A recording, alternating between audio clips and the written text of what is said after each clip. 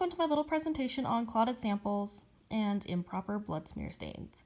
This video should be more directed towards the introductory 1114 hematology students for a little more of a view into what is often seen in the clinical lab. Alright, so the topic of the video, how to properly identify platelet clumps and fibrin strands, and identify improper staining of blood smears. So, why did I decide to present on this? Well, after completing both introductory hematology and advanced hematology, I realized that I had never actually seen a platelet clump or fibrin strand. At work, while doing differentials, I had to rely on help from other scientists to properly point out what exactly a platelet clump and fibrin strand actually look like in a patient's sample. A smidge embarrassing. I also realized that we only do our stains automatically in the introductory and advanced heme classes. The only times I have done a manual blood smear stain were during my clinical rotations in a more rural hospital and in SimLab. So what, Ellie? Well, we don't often get to the opportunity to see a bad stain, like when it's done via machine, like the SP10 or the Aerospray. But as we learned at Primary Children's the other day, the SP10 stainer doesn't always work, and it often falls to the tech trying to do a differential on a horribly stained slide to notice. So, objectives. 1. At the completion of this presentation, MLS students will be able to properly identify platelet clumps and fibrin strands in a blood smear with minimal assistance. And 2. At the completion of this video or presentation, MLS students will be able to differentiate between a properly stained slide and an improperly stained slide macroscopically and microscopically with limited assistance. Cool? Not too terrible. Alright, so you may be wondering why clotting a sample is such a big deal. Happens all the time, right? Well, there are a few reasons why it ends up being a rejected sample. The main issue falls to the hematology and coagulation departments and their testing. For coagulation, coag testing is measuring a patient's clotting time. So simply put, if you're testing clotting time and your sample is already clotted, your results are not going to be accurate and may affect patient care if reported out. As for hematology, a big part of our results fall to the platelet count. If your platelets are too low or too high, the patient is going to be experiencing some issues. So, if you report out platelets that may be inaccurately counted due to clotting, a physician is going to think that there is some serious issue that the patient is dealing with. So, if a tech sees a sample that is clotted under the microscope, it is grounds to reject the sample so accurate patient results can be reported. As you can see, there are many ways to clot a sample. Everything from wrong tube to underfilling a tube to not mixing the tube after drawing the sample to one of the most common jokes in the lab, simply being a lab tech. Alright, so now we see the issues that clotting brings. How do we even tell if it's clotted? Aside from just looking at the tube and seeing there's a big snot clot or clot checking with a wooden stick. Ta-da! The manual differential. To see clots other than those observed, macroscopically, we will microscopically check the slides. Here we can see a lovely clot-free and fibrin-free slide. No platelet clumping is observed and everything looks up to par. But then we have those that are clotted. Here we can see two examples of what is commonly seen when a sample is clotted, platelet clumps. If seen in a slide, the sample would be rejected and a redraw would be requested. Oop, too far. The next common sign of a clotted sample are fibrin strands. The blue stringy discoloration the two arrows are pointing to. Don't know if you can really see that. Let me come in closer. I have noticed that these are not encountered as much as the platelet clump and are often more seen when there is major clotting in the sample, such as what can be seen here, massive platelet clumps with fibrin strands connecting them. Alright, so here are a few more examples of platelet clumps. The far left and far right are examples of some severely clotted samples. Huge masses of platelet clumps and fibrin strands. I took these pictures myself, and I can personally tell you that this is what it looked like on the entire slide on both.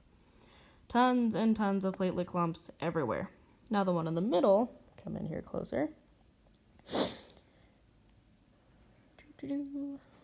So now this one here in the middle is one that may be more commonly seen in a sample.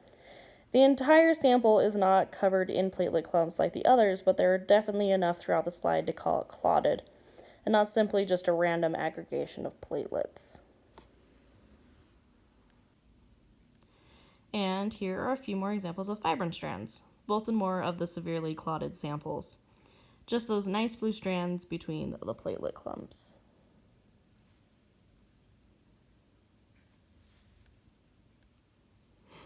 So now for the improper staining portion. This is the best explanation I could think of on what it is like to try and do a differential on a really, really badly stained slide.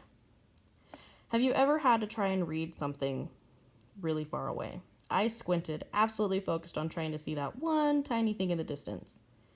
That's what it's like to try and read a poorly stained slide, of both over and understained varieties. Too faint, and it's ridiculously hard to try and differentiate between white blood cells and trying to tell if a red blood cell is hyperchromatic. And too dark, and the stain starts to precipitate and leave what I call junk everywhere. But you can tell the difference quite easily, sometimes even before you put the slide on the scope to read. So, here is the coloration that one typically wants to see on a nicely stained slide. A nice gradient from dark to light as the smear moves up the slide. Ignore my big chunk I took out of the bottom of this one. Oops. Not all the way through, and not light all the way through, and not too dark either. When you put it on the slide, you will see this. The cells are the nice red color we would expect, and the little mono up on the top has good coloration, and you can differentiate the nucleus from the cytoplasm of the cell. The platelets stand out and are not faded into the white background, and you're not desperately trying to determine what in the world you are looking at. And then there's the struggle. Just looking at these slides, I apparently was having an impatient moment and didn't want to wait for that left one to dry before I stained it. You can see there's a significant difference between these and the well-stained slide. Super light staining all the way through that looked like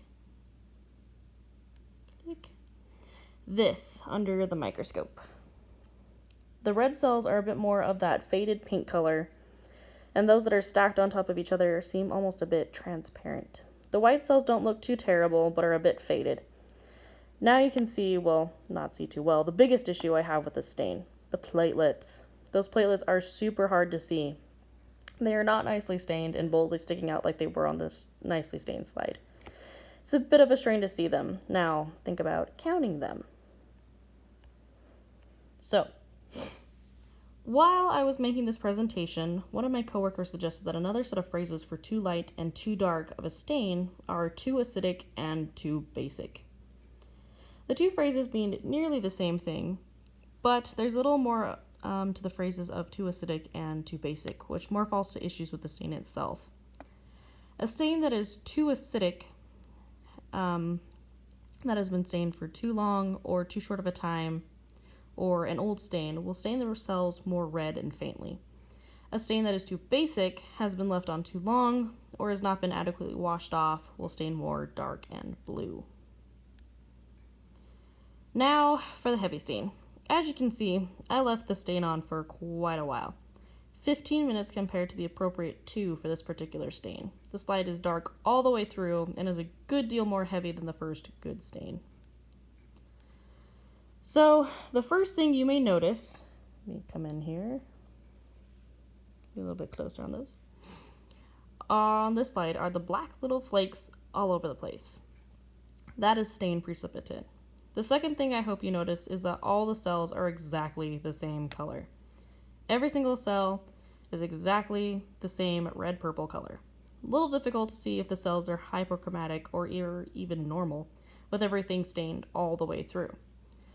Now, on the topic of everything being the same color, even the white blood cells are now almost the same color as everything else. Trying to determine the structures within the cells on the right picture is a bit difficult with all of the junk and the discoloration. And finally, count the platelets. What is a stain precipitate and what is an actual platelet? Makes a little bit more of a struggle to well count them. I mean, what if the patient has an indwelling pathogen? Would it be a bit more difficult to determine what is a pathogen and what is precipitate? Maybe a little tricky, especially with something like malaria. All right, well, that is all I have for you all. Hopefully this hasn't been too terribly boring and may have been even possibly enlightening in regards to the proper identification of clotted samples and improper staining. Thank you and have a lovely day.